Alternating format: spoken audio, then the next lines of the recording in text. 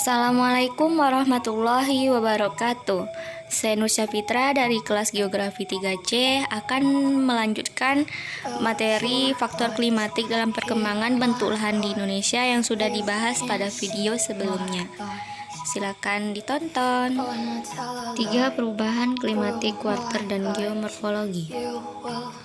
Proses geomorfik yang bekerja pada masa geologi kuarter juga bekerja sekarang, walaupun tidak selalu dengan intensitas yang sama dengan proses yang bekerja sekarang. Struktur geologi sebagai pengontrol dominan dalam evolusi bentuk lahan dan bentuk geologi dicerminkan oleh bentuk lahannya. Setiap proses geomorfologi meninggalkan bekas tertentu pada lahan. Perbedaan tenaga erosi yang bekerja akan dihasilkan urutan bentukan yang mempunyai karakteristik dalam tahap keseimbangannya. Evolusi geomorfik yang kompleks lebih umum dibanding dengan evolusi geomorfik yang sederhana. Sebagian kecil bentukan di permukaan bumi lebih tua dari tersier dan sebagian besar lebih muda dari Pleistosen. Studi bentang lahan yang ada sekarang tidak akan berhasil baik tanpa memperhatikan perubahan geologi dan iklim pada masa Pleistosen. Perubahan-perubahan iklim di dunia diperlukan untuk mengetahui perbedaan proses geomorfologi. Geomorfologi mengutamakan bentukan yang ada sekarang, namun perlu mempelajari sejarah pembentukannya. 4. Indikator biologikal dari perubahan iklim kuarter. Biologi atau ilmu hayat adalah kajian tentang kehidupan dan organisme hidup termasuk struktur, fungsi, pertumbuhan, evolusi, persebaran, dan taksonominya. Perubahan iklim terjadi ketika perubahan dalam sistem iklim bumi menghasilkan pola cuaca baru yang tetap di tempatnya untuk waktu yang lama. Jangka waktu ini bisa sesingkat beberapa dekade hingga jutaan tahun. Sistem iklim terdiri dari 5 bagian yang saling berinteraksi, yaitu atmosfer, hidrosfer, kriosfer, dan biosfer, dan litosfer. Sistem iklim menerima hampir semua energinya dari matahari dengan jumlah yang relatif kecil dari interior bumi. Sistem iklim juga mengeluarkan energi keluar angkasa. Keseimbangan energi yang masuk dan keluar dan perjalanan energi melalui sistem iklim menentukan anggaran energi bumi. Faktor-faktor yang dapat membentuk iklim disebut pemindahan iklim atau mekanisme pemaksaan. Ini termasuk proses seperti variasi dalam radiasi matahari, variasi dalam orbit bumi, variasi dalam albedo atau reflektivitas benua, atmosfer, dan lautan, pembangunan gunung dan pergeseran benua, perubahan konsentrasi gas rumah kaca. Ada berbagai umpan balik perubahan iklim yang dapat memperkuat atau mengurangi pemaksaan awal. Beberapa bagian dari sistem iklim, seperti lautan dan lapisan es, merespon lebih lambat sebagai reaksi terhadap pemaksaan iklim, sementara yang lain merespon lebih cepat. Faktor ambang kunci yang bila dilampaui dapat menghasilkan perubahan cepat, yaitu studi iklim masa lalu. Disiplin ilmu menyoroti iklim masa lalu. Paleoklimatologi adalah studi tentang perubahan iklim yang diambil pada skala seluruh sejarah bumi. Ia menggunakan berbagai metode proksi dari bumi dan ilmu kehidupan untuk mendapatkan data yang sebelumnya disimpan dalam hal-hal seperti batuan, sedimen, lapisan es, cincin pohon, kerang, karang, dan mikrofosil.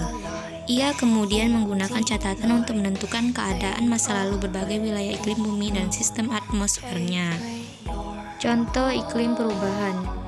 Glasiasi kuarter, juga disebut glasiasi Pleistosen, adalah sejumlah peristiwa pembekuan yang terjadi pada masa kuarter dari masa 2,58 juta tahun yang lalu hingga saat ini. Peristiwa-peristiwa pembekuan ini dipisahkan oleh periode interglasial.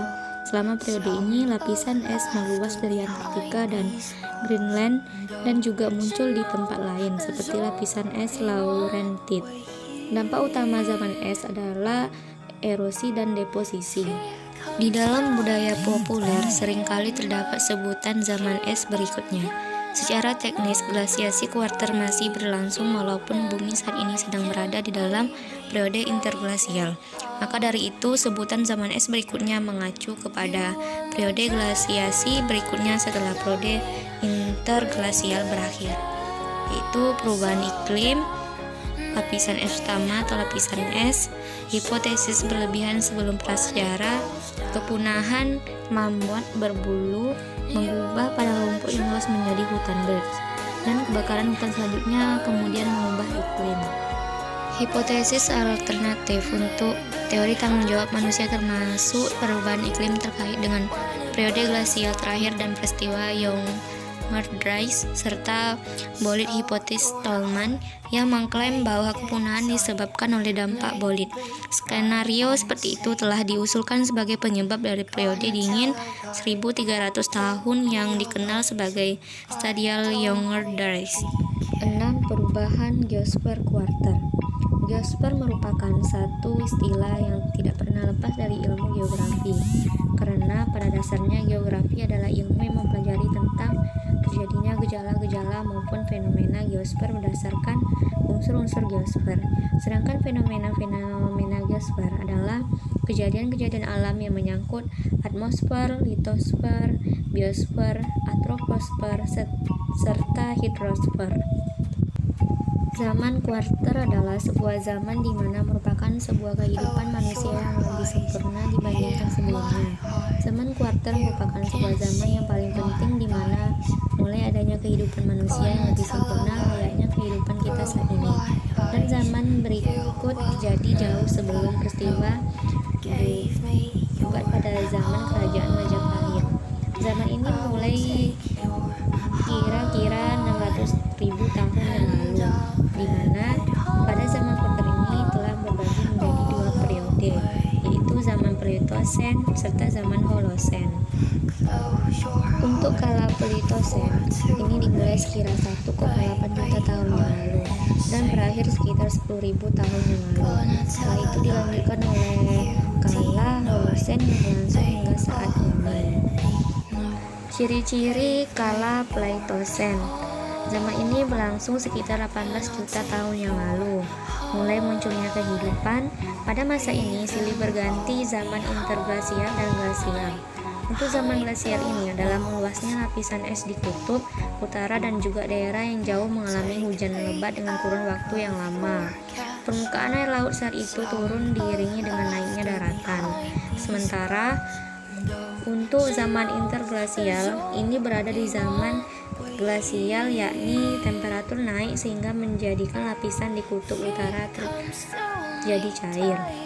Terjadi perpindahan manusia purba dari Asia ke Indonesia.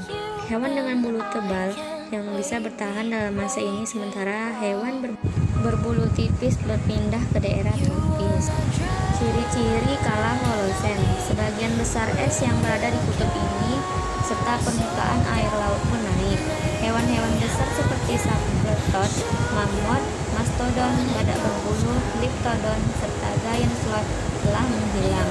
Daerah daratan rendah mulai tergenang air laut, mulai teragresi hingga muncullah pulau-pulau yang ada di Nusantara. Oke, hanya itu materi faktor klimatik dalam perkembangan bentuk lahan di Indonesia yang dapat saya sampaikan. Semoga bermanfaat. Assalamualaikum warahmatullahi wabarakatuh.